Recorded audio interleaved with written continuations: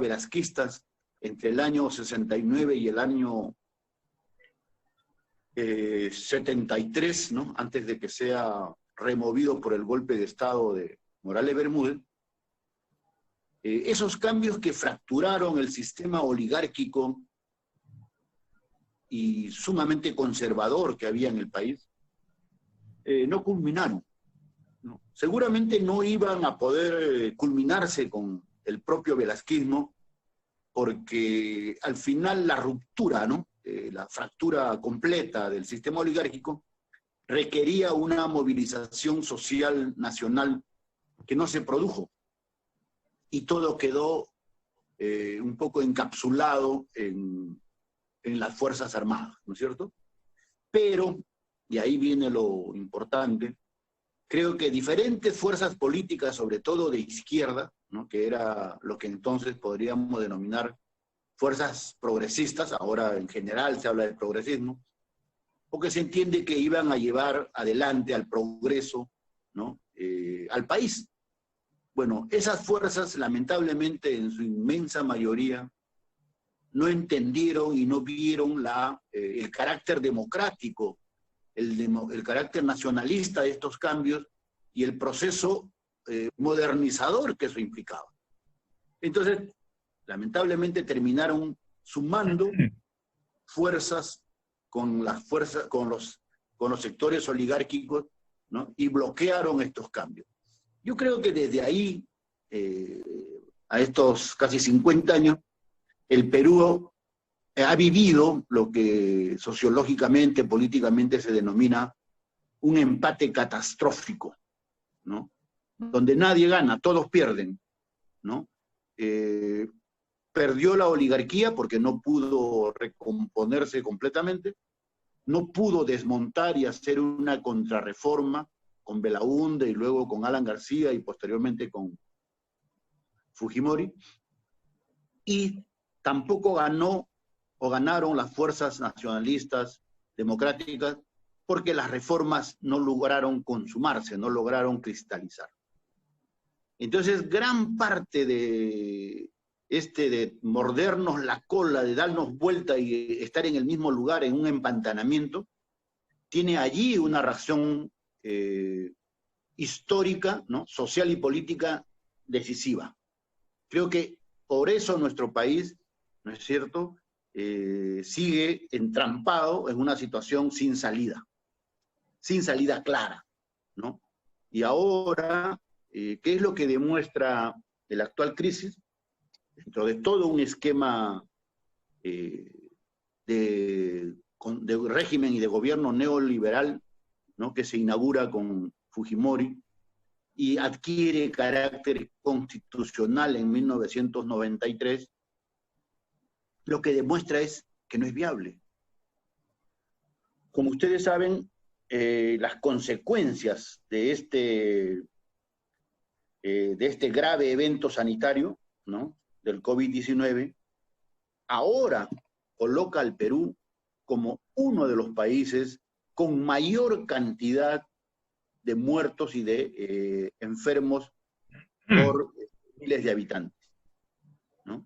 Y es probablemente el de mayor letalidad a nivel mundial, ¿no? Entonces, a nivel de letalidad creo que somos el primero, porque las últimas informaciones que han ido revelando las cifras reales de muertos por COVID nos acercan a más o menos 60.000 ahora, ¿no? Por lo menos 60.000.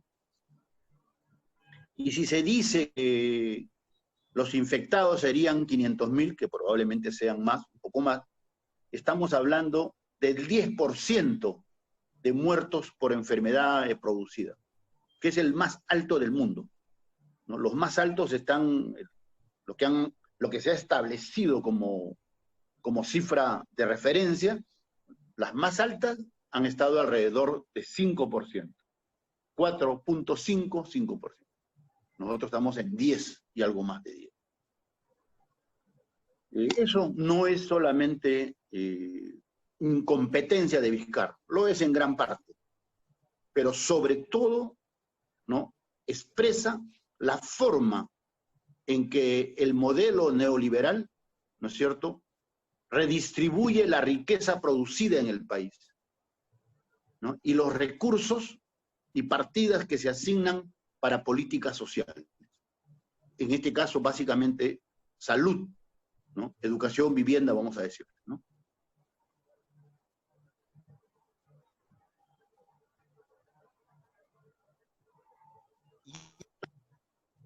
También es responsabilidad directa de Vizcarra.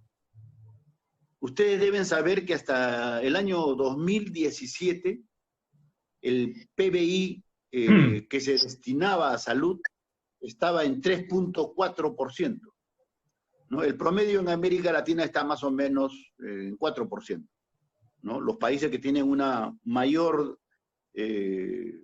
participación de PBI en salud están en el 4 hasta 4.4. El Perú estaba en 3.4.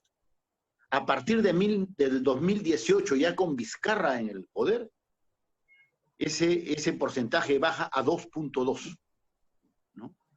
Entonces, somos uno de los países con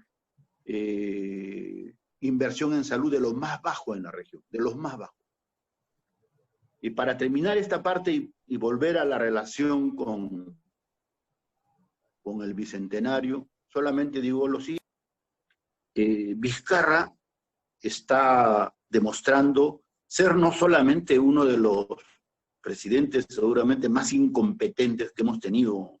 Yo no recuerdo, sinceramente, un presidente más incompetente, le digo con toda franqueza.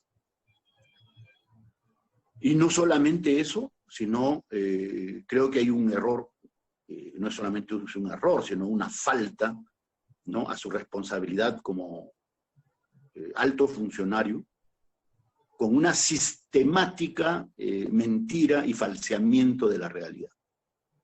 Porque si uno puede seguir ya el desempeño, las declaraciones de Vizcarra desde que empezó esta pandemia, lo que yo les digo con toda franqueza, que es lo que yo he visto y he constatado, es una sistemática campaña de ocultamiento de las cifras y de las consecuencias de la epidemia.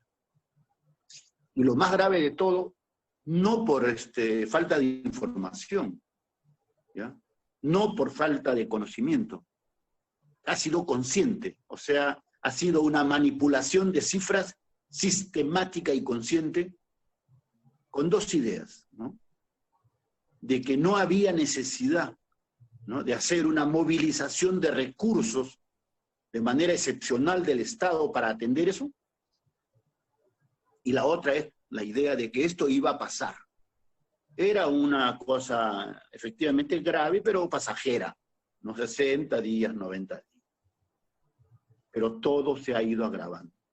Yo les recuerdo a ustedes lo que dijo el señor Vizcarra para que vean el tamaño de su desvergüenza, ¿no? Que cuando a pocos meses de asumir el cargo, el 2018, en unas entrevistas televisadas, los pueden encontrar en YouTube, para que no crean que estoy inventando historias, el señor Vizcarra le declara en una entrevista a la señora Mónica Delta y dice, y Mónica Delta le dice, bueno, ¿y cuál va a ser su obra ahora que usted ya es presidente? En diciembre del 2018. Y él dice, en un año, ¿no?, yo voy a hacer 80 hospitales y 1000 colegios. Y Mónica Delta se queda sorprendida y piensa que ha escuchado mal, y le repregunta, le dice, ¿cómo le dice señor presidente, qué es lo que usted ofrece? Y él le repite, para que no haya duda, yo en un año, a diciembre de 2019, voy a construir 80 hospitales y 1000 colegios. Bueno, ustedes ya saben lo que hay. Gran parte del desastre de esta cantidad de peruanos fallecidos de manera absolutamente injustificada es porque no hay hospitales, porque los que hay no tienen el equipamiento, ¿no es cierto? Camas de UCI, aparatos respiratorios, cosas por el estilo. No ha hecho nada. ¿Ustedes han escuchado alguna explicación de este señor por qué no ha hecho nada de lo que dijo? Es hace lo mismo que hizo en Arequipa hace 2 meses, ¿ustedes se acuerdan? Cuando la señora se va corriendo a pedirle que por favor vea lo que está pasando y él simplemente se va. O sea, le interesa un pepino. ¿Qué es lo último que demuestra la magnitud, el tamaño de su irresponsabilidad y su indolencia? Lo que acaba de declarar desde ayer, que ya está viendo, va a traer 30 millones de vacunas. O sea, eso que es una mentira, que es una falsedad, lo que ha aprendido este señor, ¿no es cierto? Y eso, como Fujimori, ¿no? Fujimori aprendió el manejo, ¿no?, de las ambiciones, de los deseos, de las necesidades, de los aliados de su público en la agraria. Cuando él se hace rector, aprendió a lo que es el manejo mezquino y sucio del poder. Ahí lo aprendió y luego hasta la Asamblea Nacional de Rectores, que llegó a ser presidente, ¿no? Ahí aprendió el ABC de la política y se licenció en política. Vizcarra ha hecho eso en el gobierno de Moquegua, ¿no? Ahí aprendió todo, gran parte de lo que uno ve ahora, ¿no? Esos juegos así de mentiras, de engaños, de imagen, de pago de encuestas para que aparezcan inflados y satisfagan su ego y ¿no?, y todas sus falsedades, lo aprendió en Moquegua. Entonces, ahora, lo último, como les digo, y eso igualito, no requiere, ustedes lo pueden, lean el periódico de ayer, creo que salía en todos los periódicos, 30 millones de vacunas. Cuando, en primer lugar, no hay ninguna vacuna ya certificada, ¿no es cierto? Hay 4 o 5, está la de Oxford, está, ¿no?, los chinos que tienen ya también una vacuna ya en su parte final de comprobación, y los rusos que parece ser están más adelantados.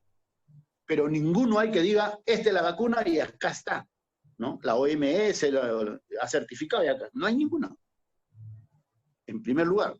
Y en segundo lugar, así como ha sido con las camas UCI, con ¿no?, con los tanques de oxígeno, con equipamiento de protección del personal, este gobierno ha sido el que ha comprado tarde, mal y nunca, ¿no? ¿Por qué dice ahora 30 millones de vacunas que va a adquirir?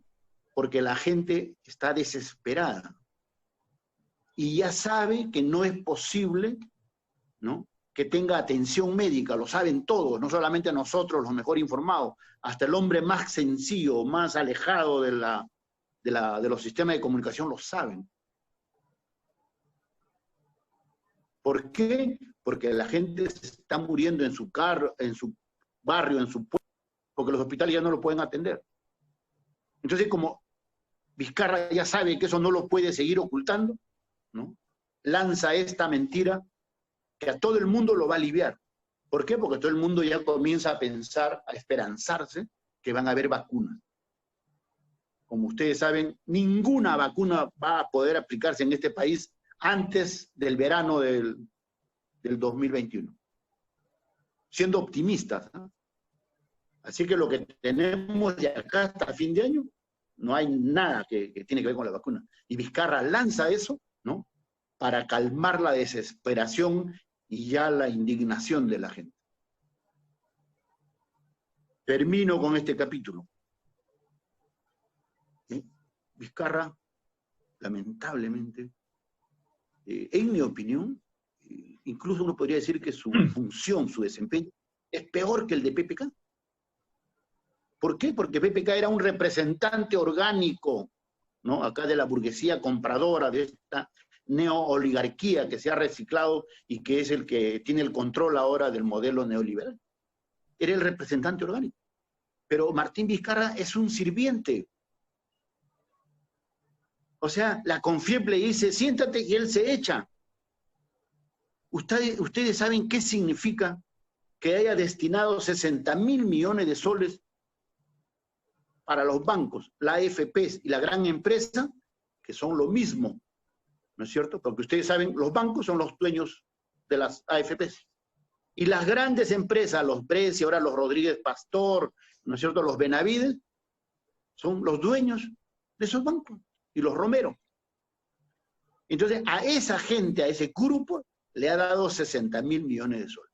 En otras palabras, la crisis, la pérdida que va a producir, que está produciendo esta pandemia, ya está pagada, ¿no es cierto? La gran burguesía, esta neooligarquía, ya cobró por adelantado el costo de la crisis.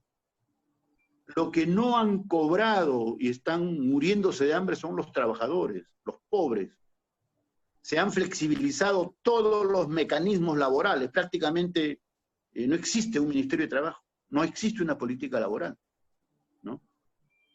Este señor que duró 20 días con Cateriano en el anterior gabinete, que expresaba, creo yo, ese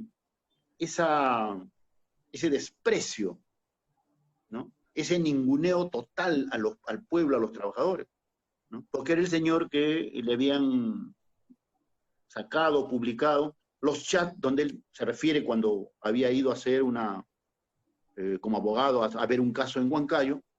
Él dice, hay una chola, bruta, ignorante, no sé cuánto, que no ha querido aceptar y yo tengo que volver ahí por esta, ¿no? Por esta India, no sé cuántos, ¿no? A meterme ahí a donde está el queso, donde huele toda la cosa horrible, ¿no? A un tipo así, Cateriano y Vizcarra lo ponen de ministro de Trabajo. Con eso ya le da una idea de qué tipo, ¿no es cierto?, de autoridad está poniendo para manejar una situación donde el problema principal, aparte de la salud, es el trabajo, el ingreso. Bueno, lo que yo quiero decir en este punto es que no se trata de solamente estilos personales, incluido el de Vizcarra.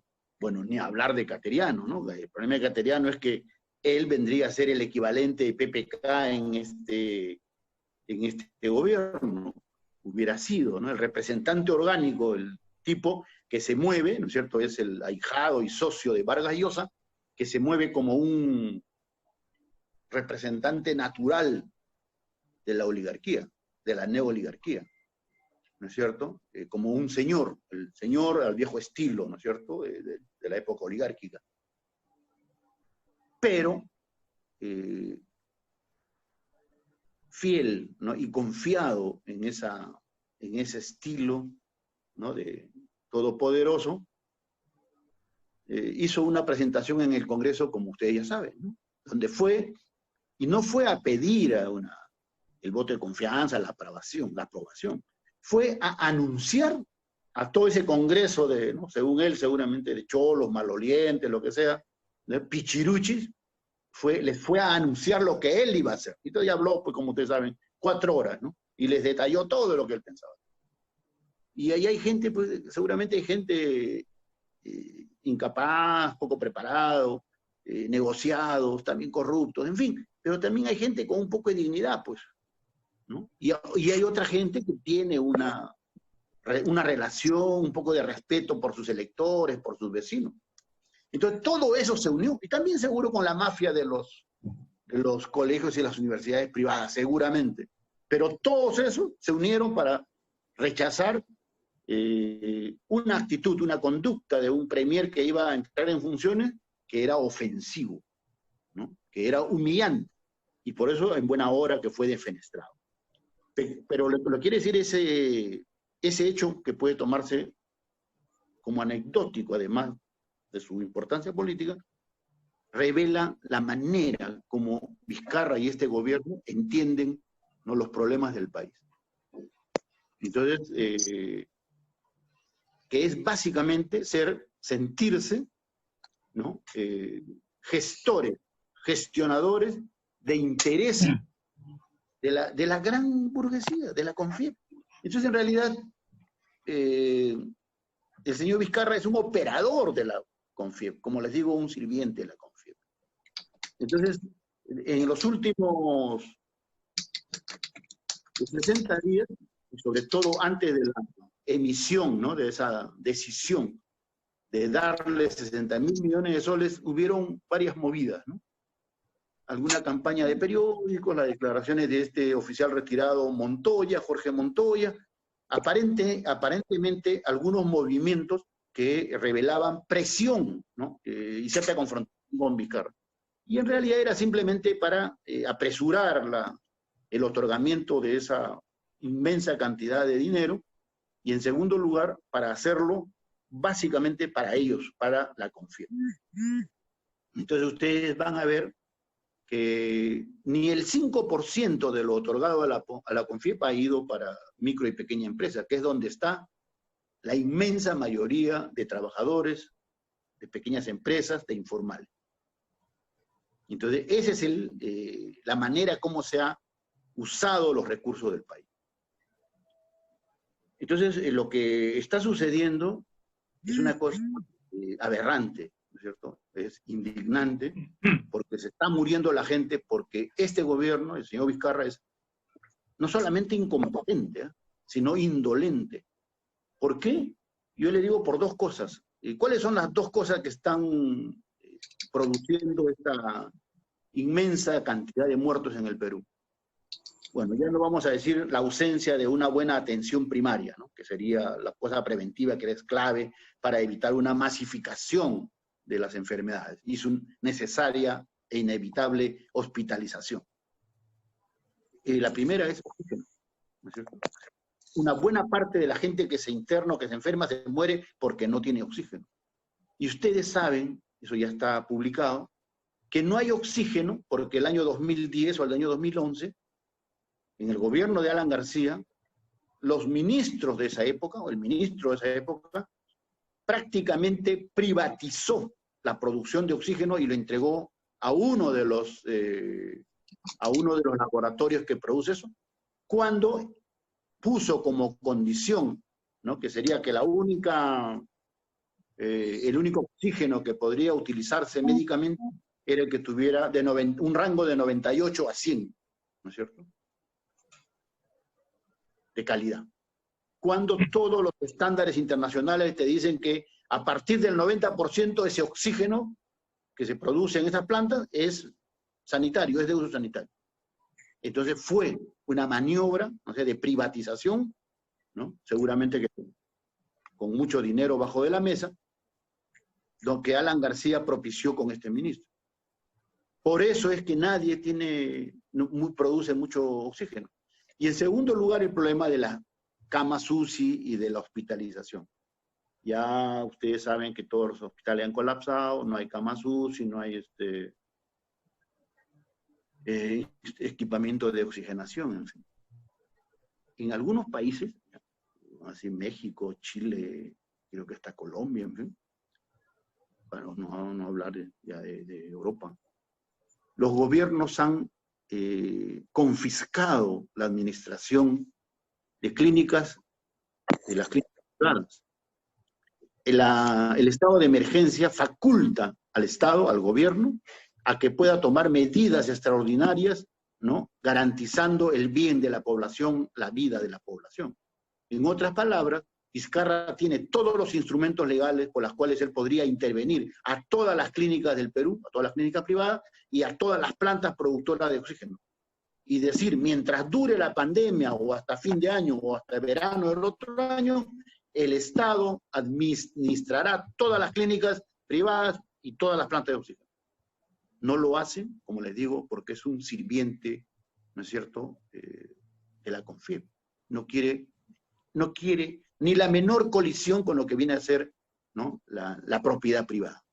Por eso que yo creo, he leído por ahí, que hay algunas personas y un abogado que ya están iniciando o han iniciado una demanda, ¿no es cierto?, por responsabilidad criminal, una demanda, ¿no?, de crímenes de lesa humanidad. Yo creo que es absolutamente válido, es legal, ¿no?, porque lo que se está produciendo en el país con este menosprecio y condena a la muerte de miles de peruanos es inadmisible y además injustificable. Para entrar a lo que es la parte esta del 21 y no alargar más esta conversación mía. Entonces lo que les digo no es un problema del estilo personal del señor Vizcarra. es consecuencia de este régimen político, ¿no es cierto?, que concentra y distribuye la riqueza de una determinada manera, que es la Constitución del 93, ¿no?, que ha organizado sobre todo el capítulo económico, ¿no es cierto?, de tal manera que todo está hecho para que los grandes capitales se enriquezcan, mientras los trabajadores y la gente humilde sea cada vez menos favorecida o menos atendida. Y eso tiene que ver con las políticas públicas, ¿no?, y las limitadísimas condiciones en las que se desenvuelve. Ya no vamos a insistir, ¿no es cierto?, cuánto destina a salud, cuánto a educación, en cómo estamos en esas cosas. Entonces, ¿de qué estamos hablando? Pues ese es el punto medular. Yo creo que lo que separa las aguas ahora en el país es el régimen político. Y cuando hablo de régimen político me refiero al sistema constitucional. Yo creo que lo que está en cuestión en el país es una constitución, ¿no?, completamente diseñado por el neoliberalismo. Lo que ustedes recuerden, que eso es hecho por tecnócratas formados, venidos y contratados desde Washington, ¿no es cierto? Después de Thatcher y Reagan, ¿no?, la primera constitución que se hace acá en América Latina es la de Chile, ¿no?, con Pinochet, antes de irse, y eso es hecho por lo que acá en esa época se denominaban los Chicago Boys, ¿no? Y es esa misma corriente ¿no?, de modelo privatizador y antinacional y popular, es el que surge, ¿no es cierto?, de los acuerdos del consenso de Washington que se hacen en 1990. Y Fujimori, un aplicador fiel de esta política, además un ignorante en realidad de muchas cosas de la política, él lo único que hace es reproducir todas las recomendaciones y las decisiones que venían desde Estados Unidos con el consenso de Washington. Entonces, eso es lo que está en discusión. O sea, la madre del cordero, no solamente de esta situación donde la vida de los trabajadores del pueblo no importa, se pueden morir cientos de miles, ¿no?, y lo que importa es el capital y los recursos financieros de esta neooligarquía, de esta gran burguesía. Eso es lo que está sustentado en el régimen constitucional.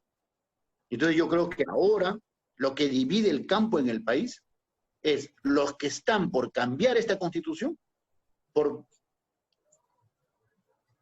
diseñar y aprobar una constitución democrática, nacional, ¿no?, de soberanía para el país, o la mantención de esta constitución que es entreguista y sobre todo profundamente antipopular. Yo creo que eso es lo que divide el campo. Y en esa división de campos que es fundamental, creo que se definen las alianzas. En el debate entre los aliados, entre la coalición que se organice de todas las fuerzas democráticas, nacionalistas, izquierda, centroizquierda, liberal de derecha, pero buscando una constitución democrática, allí debemos debatir un diseño constitucional, ¿no es cierto?, para ver cuáles los alcances de los cambios, de las modificaciones, ¿no? Y sobre eso hay que hacer la alianza.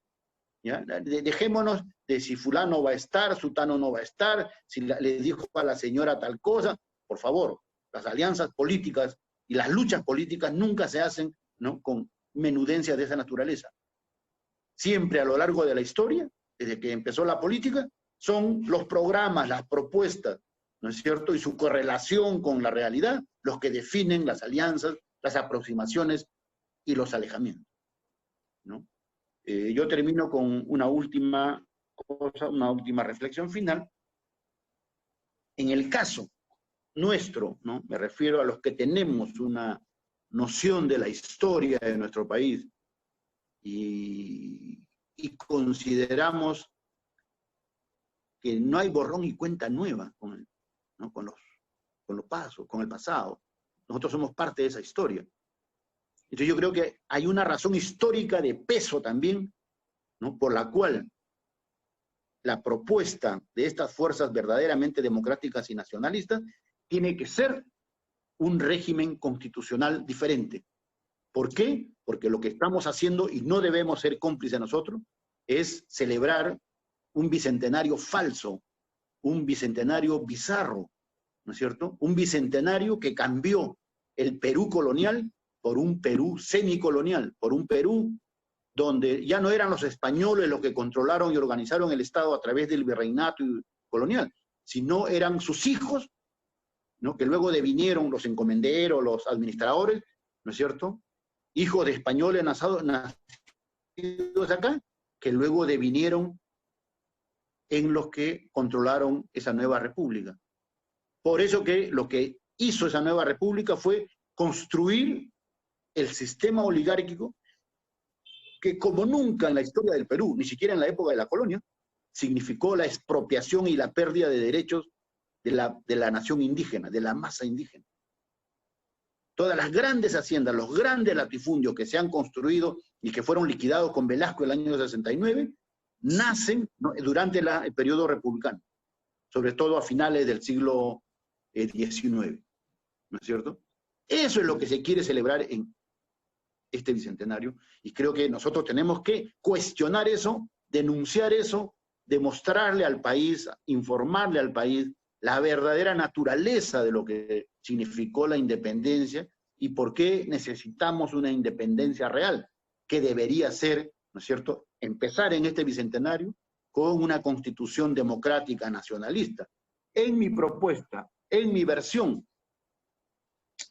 debe ser un Estado pluricultural y descentralista, que es lo que nunca ha habido en el país. Con eso me refiero a un Estado donde los diferentes pueblos y culturas tengan una representación. Una representación, o sea, que haya políticas públicas en idioma, quechua, aymara, ashánica, que haya atención de salud en esos idiomas, que haya tribunales y administración de justicia con esos idiomas. Eso es un Estado que debió haber sido en su origen para representar a nuestro país.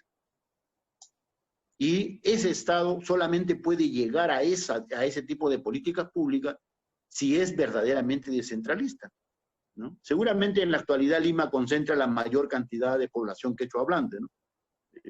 Seguramente unos 5 millones, ¿no? En el Perú son 4 o 5 millones de población quechua hablante. Pero en las regiones es donde está el grueso de la población aymara, ashánica, campa, machiguenga, etc. Y entonces, para poder atender esas políticas, hacer políticas públicas interculturales de atención a estas culturas, a estos pueblos, tiene que darse en las regiones. El gran problema es que no se avanzó nada, porque las regiones y los gobiernos regionales en el actual esquema de descentralización reproducen el centralismo limeño. Entonces, todo se resuelve en Lima, y en las regiones todo se resuelve en la capital de la región. Entonces, ese es nuestro problema, y ese es el debate que hay que dar ahora, ¿no?, para hacer un cambio real en el país. Creo que lo demás no tendría sentido realmente si nos vamos a meter a pelearnos, ¿no?, con fulano, con sutano, ¿no?, con el grupo este, con el grupo el otro. Esto es lo que hay que discutir, ¿no? Y discutirlo con la mayor amplitud, con la mayor seriedad y responsabilidad. Y los que estemos de acuerdo por una nueva constitución, por eso digo, en esa coalición, en esa articulación de grupos, movimientos, sectores, discutiremos el perfil, los alcances de esa constitución, ¿no es cierto? Y nos pelearemos pues ahí, o nos uniremos ahí, pero en esa propuesta. Entonces yo creo que eso es lo que divide campos ahora en el Perú, y me parece muy bien. Yo felicito a este colectivo que tenga esa inquietud y esa responsabilidad para tratar de que el 2021 lleguemos con una celebración verdadera, auténtica, honesta, ¿no? ¿Cuál será no sé si se puede decir celebración, conmemoramos el bicentenario de las promesas incumplidas? Yo creo que eso es lo que caracteriza el bicentenario de nuestro país. Aquello que se dijo que se podía hacer y que no se ha hecho nada, ¿no es cierto? O gran parte no se ha hecho ya, para no ser un poco exagerado. Entonces, lo que vamos a celebrar es 200 años de promesas incumplidas, de tareas pendientes. Y creo que nuestra responsabilidad y haríamos un gran avance si nosotros somos capaces de asumir esas tareas y darle continuidad. Esas tareas que seguramente estuvieron planteados como sueños, ¿no? En Francisco de Miranda, Faustino Sánchez Carrión, ¿no es cierto?, en ese periodo, y luego a lo largo del siglo XX, ¿no?, en González Prada, en Mariátegui, ¿no?, y en los luchadores sociales de los últimos 50 años, en Velasco, ¿no es cierto? Entonces creo que eso, nosotros somos parte de ese movimiento, de ese proceso histórico, ¿no? Yo me siento parte de eso, y creo que los peruanos que aman al Perú y que quieren su verdadera independencia y la justicia social, ¿no es cierto?, formamos parte de esa corriente, ¿no? Y en buena hora que en esta lucha de cara al Bicentenario asumamos esa tarea y esa responsabilidad, ¿no? Un gran frente político, social en el país, en el Perú, ¿no?, por una nueva constitución, ¿no?, pluralista, descentralista.